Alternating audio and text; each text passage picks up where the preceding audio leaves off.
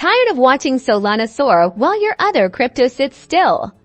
Let's explore how to potentially swap your SOL for Polkadot POL directly in your Phantom Wallet to diversify your portfolio. First, open your Phantom Wallet on your mobile device or browser extension and make sure you have sufficient SOL in your wallet to cover the swap and any associated network fees. Next, locate the swap icon, usually found on the main screen or easily accessible through the wallet's navigation menu. Now, in the Pay With section, select Solana SOL from the drop-down menu. Then, in the You Receive section, search for or select Polkadot POL as the desired receiving currency.